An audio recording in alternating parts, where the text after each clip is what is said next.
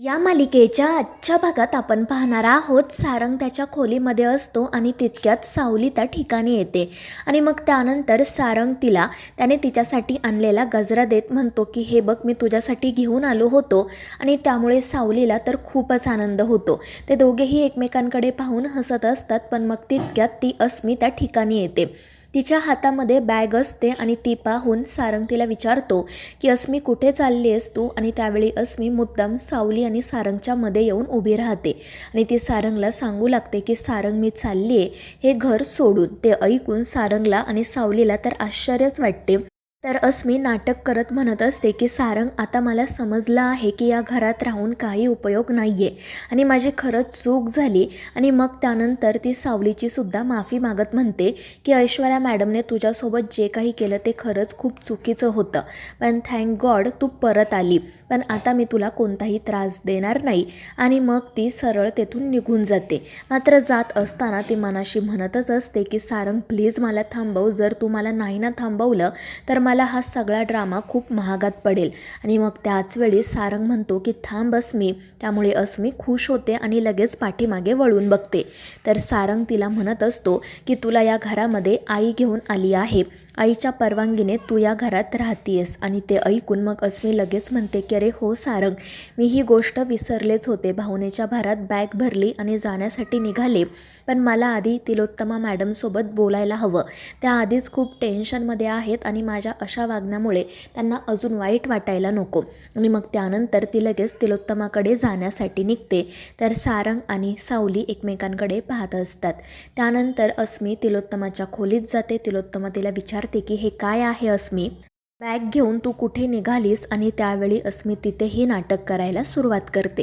ती तिलोत्तमा पुढे हात जोडते आणि म्हणते की मॅडम आता मी या घरामध्ये नाही राहू शकत. खरंच इथे राहून ना काही उपयोग नाही आहे. आणि ते ऐकून तिलोत्तमा विचारते की का काय झालं. तर अस्मी म्हणत असते की मॅडम तुम्ही बघताय ना सारंग त्या मुलीची कशी बाजू घेतो, तिची कशी काळजी घेतो, त्याच्या मनात तिच्याविषयी खूप सहानुभूती आहे. आणि हे सगळं असं असताना मी इथे कशी काय राहू. आणि मग ती तेथून जाण्यासाठी निघते पण तिलोत्तमा तिला थांबवतेच. ती अस्मीला म्हणत असते की झालं का तुझं बोलून, आता मी बोलू का. आणि त्यावर अस्मी खाली मान घालून हो म्हणते. आणि मग तिलोत्तमा म्हणू लागते की अस्मी तुला कधी कळणार आहे प्रेम आणि सहानुभूती यात जमीन अस्मानाचा फरक असतो. सारंगला त्या मुलीबद्दल फक्त सहानुभूती वाटते, प्रेम नाही. तर अस्मी म्हणत असते पण मॅडम तो त्या मुलीची किती काळजी घेतो, तिला जपतो, तिला कोणी काही बोलू नये म्हणून प्रयत्न करतो. आणि त्यावर तिलोत्तमा हसून म्हणते की अगं त्याच्या आजूबाजूला जेवढ्या व्यक्ती असतात ना त्या सगळ्यांसोबत तो असंच वागतो. जोपर्यंत हे सिद्ध होत नाही ना की ती व्यक्ती खोटी आहे तोपर्यंत सारंगसाठी ती व्यक्ती खरीच असते आणि तो त्याच्या जवळच्या प्रत्येक व्यक्तीची अशीच काळजी घेतो. पण याचा अर्थ असा नाही आहे की सारंग त्या मुलीवर प्रेम करतो. आणि मी तुला या घरामध्ये घेऊन आली आहे त्यामुळे तू कुठेही जाऊ शकत नाही.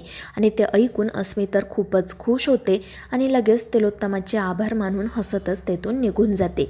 त्यानंतर घरातील सगळेजण जेवण करण्यासाठी एकत्र बसलेले असतात आणि जेव्हा तिलोत्तमा येते तेव्हा सारंग तिला आई अशी हाक मारतो पण ती त्याच्याकडे पाहतही नाही आणि अमृताला जेवण वाढायला सांगते. त्यामुळे सारंग पुन्हा विचारतो की आई तू माझ्याशी बोलणार नाही का.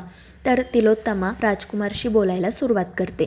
ती म्हणत असते की तो सखदेव कसा काम करतो. तर राजकुमार म्हणतो की आई ते तू ऐश्वर्यालाच विचार, ते डिपार्टमेंट तिचं आहे. आणि मग ऐश्वर्या तिलोत्तमाला सांगू लागते की सारंगने सांगितल्याप्रमाणे आम्ही सखदेवला ट्रेनिंग दिलं आहे, अजून महिनाही झाला नाही त्यामुळे कामाबद्दल लगेच नाही सांगू शकत. आणि ते ऐकून तिलोत्तमा म्हणते पण हो तू जातीने लक्ष दे कारण आपली कंपनी आहे, कोणतीही चूक व्हायला नको. आणि ते ऐकून मग सारंग वैतागूनच विचारतो की आई तू खरंच माझ्याशी बोलणार नाही आहेस का.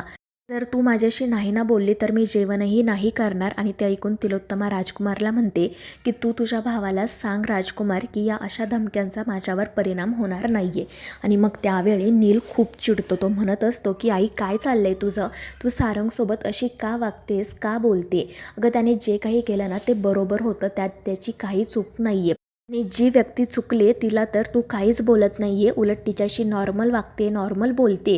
आणि ते ऐकून तिलोत्तमा म्हणत असते की हे बघ, मला माहिती आहे ऐश्वर्याची चुकी झाली, मात्र तिने हे जे काही केलं ना ते मुद्दाम केलेलं नाही आहे, तिचा हेतू शुद्ध होता. आणि हे ऐकून नील म्हणतो की ऐश्वर्याचा हेतू, अगं तिच्या या हेतूमुळे ना त्या सावलीचा जीव गेला असता. आणि ते ऐकून तिलोत्तमा म्हणते की या मुलीला हाताला धरून कोणीही घराबाहेर काढलं नव्हतं, ती स्वतःच्या मर्जीने गेली होती. ऐश्वर्याची फक्त इतकीच चूक झाली की तिने तिचं पत्र बदललं. आणि ऐश्वर्याच्या या चुकीमुळे काही त्या मुलीचा अपघात झालेला नाही आहे, त्यामुळे तिच्याबद्दल असं प्लीज बोलू नको. आणि हे ऐकून नीलला तर काय बोलावं हेच सुचत नाही. आणि मग त्यानंतर सारंग पुन्हा एकदा तिलोत्तमासोबत बोलायचा प्रयत्न करतो, पण ती म्हणते की माझा निर्णय झाला आहे, मी तुझ्याशी नाही बोलणार. आणि मग सारंग न जेवताच तेथून निघून जातो, त्यामुळे सगळ्यांनाच वाईट वाटते. दुसरीकडे भैरवी अस्वस्थपणे फेऱ्या मारत असते. ती मनाशी विचार करत असते की जर सावली परत आलीच नाही तर मग काय करायचं, गाण्याचे कार्यक्रमसुद्धा रद्द करावे लागतील, किती नुकसान होईल. पण ठीक आहे, पुढे जाऊन फजिती होण्यापेक्षा माघार घेतलेली बरी. आणि मग त्यानंतर ती त्या गाण्याच्या कार्यक्रमामधून ताराची एंट्री रद्द करायचा निर्णय घेते आणि तसं त्या लोकांना कळवते सुद्धा. पण मग त्यानंतर तारा धावतच त्या ठिकाणी येते आणि भैरवीला सांगते की मॉम, ती सावली घरी परत आली. आणि हे ऐकून भैरवीला आनंद होतो. पण ती ताराला विचारते की तुला ही गोष्ट कशी कळली, तर तारा खोटं सांगते की मला भागवतांकडून फोन आला होता तेव्हा समजलं. आणि हे ऐकून भैरवी तर खूपच खुश होते. तर तारा तिला विचारते की आता आपले सगळे प्रॉब्लेम्स संपतील ना. पण भैरवी म्हणत असते की नाही, अजूनपर्यंत तर नाही, कारण जरी ती सावली परत आली असली ना तरी तिने आपल्यासोबत काम करायला होकार दिलेला नाही आहे, कारण त्या सारंगनेच तिला तसं सांगितलं आहे की आपल्यासोबत काम करायचं नाही. आणि ते ऐकून तारा म्हणते म्हणजे आता जोपर्यंत सावली होकार देणार नाही तोपर्यंत आपलं काम थांबणार. आणि मग भैरवी विचार करू लागते की पुढे नेमकं काय करायचं. दुसरीकडे तिलोत्तमा बाहेर बसलेली असते आणि तितक्यात सावली त्या ठिकाणी येते.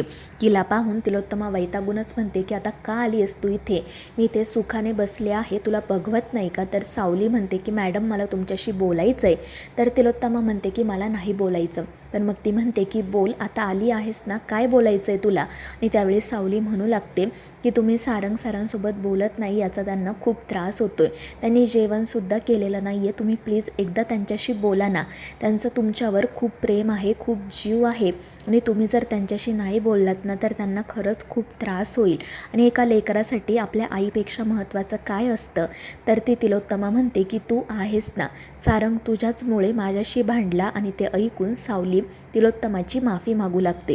तर तिलोत्तमा म्हणत असते की तुला काय वाटतं, तू जर मला हे सगळं सांगितलं नसतं तर मला कधी कळलं नसतं का. आणि अगं, आम्ही सारंगला किती जपतोय ना हे आम्हाला तू सांगायची काही गरज नाही आहे.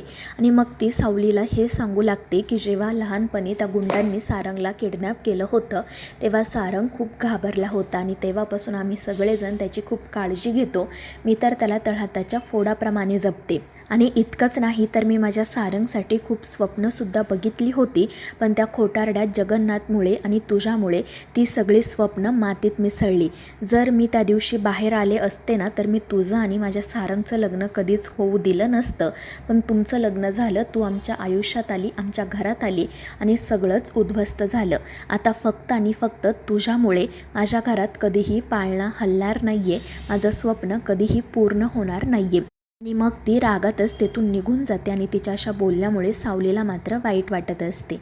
तर मित्रांनो, या मालिकेच्या पुढील भागांच्या अपडेटसाठी आपल्या चॅनेलला सबस्क्राईब करा.